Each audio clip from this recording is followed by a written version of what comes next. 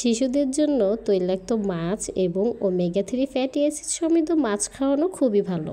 আসসালামু আলাইকুম প্রিয় দর্শক, লিটল আর্মিদের পুষ্টিকর রেসিপি পর্বে আজকে থাকছে একটি মাছের মজাদার রেসিপি।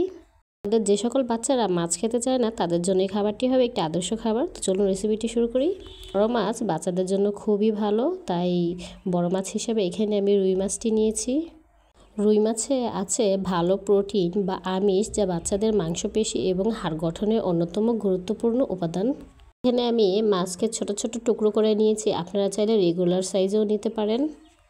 বাচ্চাদের খাওয়ার সুবিধার্থে এখানে আমি মাছকে ছোট ছোট পিস করে নিয়েছি, আপনারা চাইলে এখানে বড় করেও নিতে পারেন। আর এখানে নিয়েছি পরিমাণ বুঝে লাউকে আমি এভাবে পাতলা করে স্লাইস করে কেটে নিয়েছি। আপনারা যেভাবে লাউ খেয়ে অভ্যস্ত ওইভাবে লাউ কেটে নিতে পারেন। রান্নার ক্ষেত্রে লাউ অবশ্যই ছোট অথবা কচি লাউ হিসেবে নেওয়ার চেষ্টা করবেন, এতে করে খুব সহজেই সেদ্ধ হয়ে যায়। তো এখানে আমি রান্নার পাত্রে লাউ দিয়ে তার মধ্যে মাছগুলো দিয়ে দিব এবং সামান্য স্বাদের জন্য লবণ দিয়ে দিব এবং সেই সঙ্গে দিয়ে দিব আদা রসুনের পেস্ট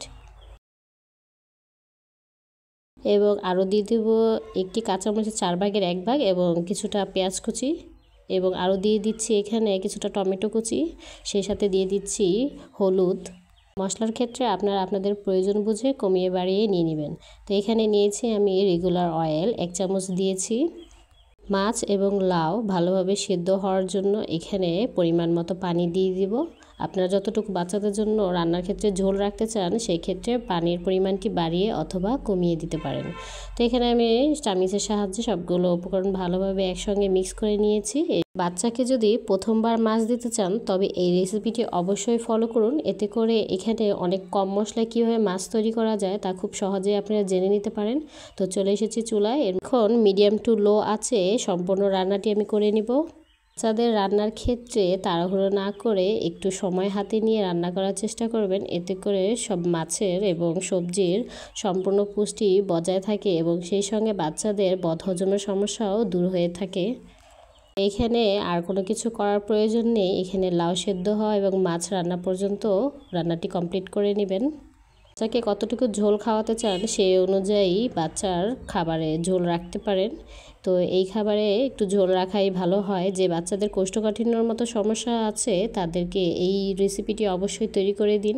তো এখানে আমার রান্না হয়ে গিয়েছে, শেষ পর্যায়ে আমি এখানে গার্নিশিং অথবা গ্রানের জন্য কিছুটা ধনিয়া পাতা ব্যবহার করেছি। রান্নার ক্ষেত্রে অবশ্যই ধনিয়া পাতা দেওয়ার চেষ্টা করবেন, এতে করে বাচ্চারা খুব মজা করে খাবে।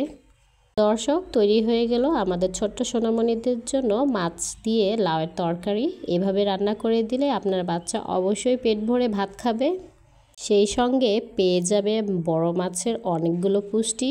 দর্শক, রুই মাছে রয়েছে প্রচুর পরিমাণে প্রোটিন, ক্যালসিয়াম এবং ফসফরাস, যা আমাদের বাচ্চাদের হাড় বিকাশের জন্য খুবই ভালো। তাছাড়াও প্রচুর পরিমাণে প্রোটিন থাকায় বাচ্চার ওজন বাড়াতে বড় অবদান রাখে। বাচ্চার খাবারে সপ্তাহে 3 থেকে 4 দিন বড় মাছ অথবা সামুদ্রিক মাছ রাখার চেষ্টা করবেন, কেননা বাচ্চাদের শরীরের জন্য অতি প্রয়োজনীয় বিভিন্ন ভিটামিন ও মিনারেলস, যা বিপাকীয় কাজে রোগ প্রতিরোধে বুদ্ধি বিকাশে ভূমিকা রাখে। এই খাবারটি আপনারা অবশ্যই এভাবেও খাওয়াতে পারেন অথবা বাচ্চাকে ভাতের সাথেও সার্ভ করে দিতে পারেন। তো মাছের এই রেসিপিটি আপনাদের কাছে কেমন লেগেছে চাইলে অবশ্যই কমেন্টে জানিয়ে দিতে পারেন এবং সাবস্ক্রাইব করে আমার পাশে থাকবেন। আল্লাহ হাফিজ।